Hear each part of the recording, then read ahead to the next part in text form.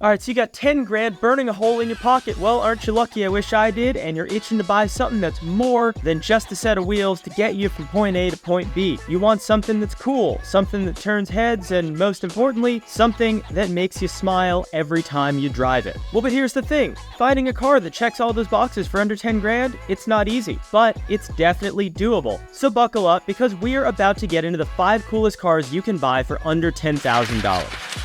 Now, first up on the list is the car that's basically the poster child for fun on a budget, the Mazda MX-5 Miata, specifically the NA and NB generations. That's 89 to 05 for those who aren't cultured. Now, I know what you're thinking. The Miata, isn't that the car that everyone makes fun of for being a hairdresser car? Well, yeah, but let me tell you something. Those people have clearly never driven or owned a Miata. Now, the Miata is the car equivalent of that friend who's always down for whatever and never lets you down. The Miata is lightweight, rear-wheel drive, and has, in my opinion, one of the best manual transmissions ever made. The steering is sharp and direct, the chassis is very, very balanced, and with the top down, it's an experience that'll make you forget all about lap times and horsepower. Now, the best part of a Miata, you can easily find an NA or NB in good shape for well under $10,000. Now, sure, it might not have a ton of power, but it's the kind of car that teaches you the joy of driving, not just speeding in a straight line. Now let's talk mods. The aftermarket for the Miata is obviously massive, and that's no exaggeration. Modifying one of these cars is simple. Start with a cold air intake from Flying Miata or Racing Beat to give it a little bit more pep and a little bit more sound.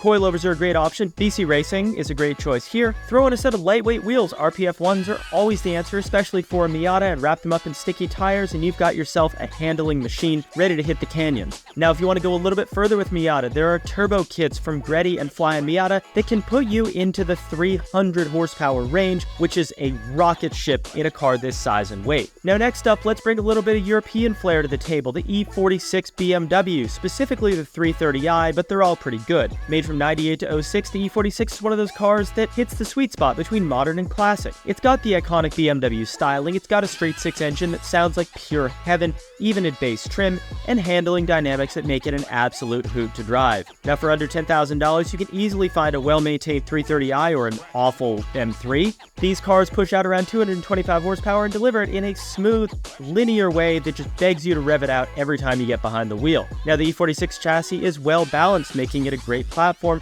for anyone who loves driving on twisty roads, which is probably why you see so many here in Southern California. Modifying an E46, well, they're no stranger to upgrades. Again, always cold air intake first from AFE or K&N to help that inline six breathe better. Upgrade the suspension. You can either go the coilover route, but a lot of E46 guys go with Bilstein shocks and H&R springs. You're going to want an exhaust, but it is tricky to make these not sound like shit, so bear that in mind. The E46, again, much like the Miata, benefits from lightweight wheels. We like Apex for this one. The ARC 8s are a great choice, and wrap them up in the Michelin Pilot Sports if you got money like that. Now, if you really want to go to the next level here, now, tie all that together with a tune from like Denon or Active Auto Work or your local tuner that's going to give it a little bit more power and sharpen up the throttle response. Now, coming in third, we have a car that needs no introduction, especially if you're in a crowd of people, the Ford Mustang GT. Now, we're looking at the SN95 and the New Edge models from 94 to 04 today. This is the car for someone who wants a neoclassic American car without breaking the bank. The Mustang comes with a 4.6-liter V8 engine that makes all the right noises despite not having a lot of power, but it does have plenty of torque, enough to light up the rear tires at any stoplight.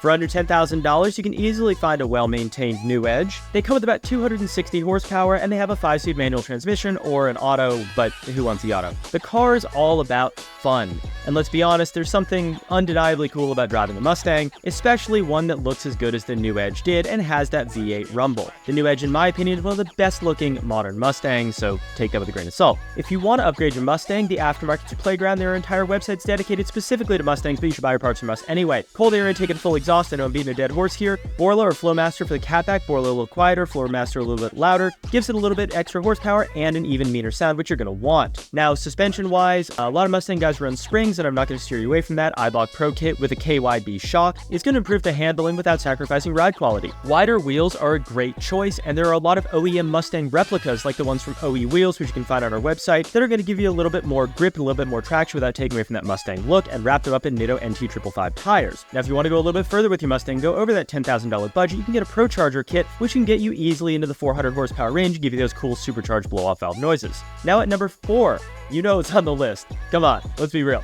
the Nissan 350Z and the Infiniti G35. Made from 03 to 08, and then again in the 370Z, the Nissan 350Z was Nissan's return to its Z-car roots, and it did not disappoint. It's got sleek, aggressive styling, it's rear-wheel drive, it's got a CD009 manual, it's got a 3.5-liter V6, it makes around 300 horsepower depending on the year. The 350Z is a true sports car. Under $10,000, you're going to find plenty of the earlier Zs, the 03s, 04s, 05s, but be careful for the 04.5 with the oil burning issues. The VQ35 is known for its strong mid-range torque and its distinctive exhaust note, and the car's handling is sharp and direct. The 350Z has one of the most connected and direct driving experiences you can find in this price range, and is a real sports car that can rival even entry-level Porsches. Now when it comes to modifications, the 350Z is a goldmine. Cold air intake, you probably guessed it, InGen. We like that brand, they're down the street from us here. You can do long chip headers, a lot of people don't, a lot of people do, they sound good. Exhaust-wise, put that Tomei on there, get that VQ trumpet noise going. The suspension is going to be worn out, so you're going to want to put coilovers on there. BC Racing or Silvers are my pick, but they're all great options.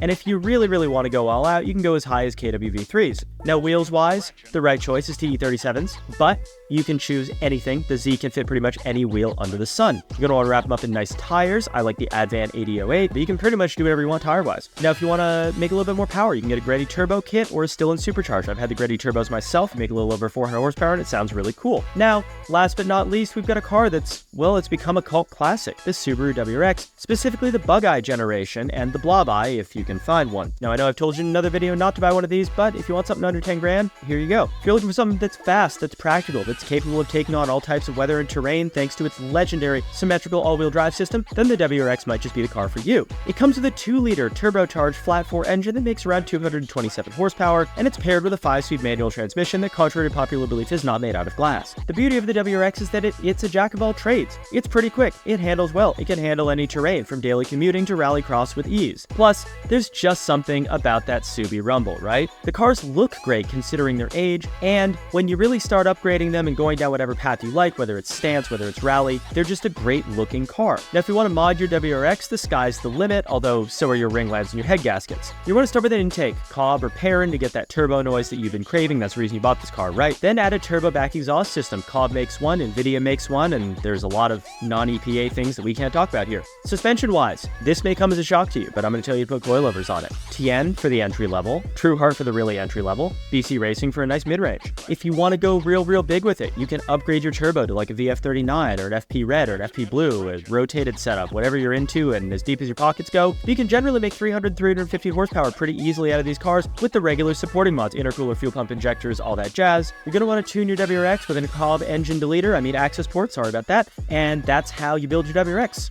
So there you have it, 5 cool cars, under $10,000, even in this economy. Each of these cars has its own unique charm, and each one offers, well, it offers a different driving experience. Whether you're looking for a lightweight roadster, a European sports sedan or coupe, an American muscle car, a Japanese sports car, or heck, even an all-weather rally machine, there's something here for you. Now, did I miss a car? Drop in the comments down below. Tell me what your favorite car under $10,000 is, and maybe we'll make a second video. All these cars are not going to break the bank, but they're going to put a smile on your face every single time you hit the road. Thank you so much for watching. If you enjoyed this video, don't forget to like, subscribe, hit the bell, comment, add your car to our vehicle gallery, buy a set of wheels, and I'll see you in the next one.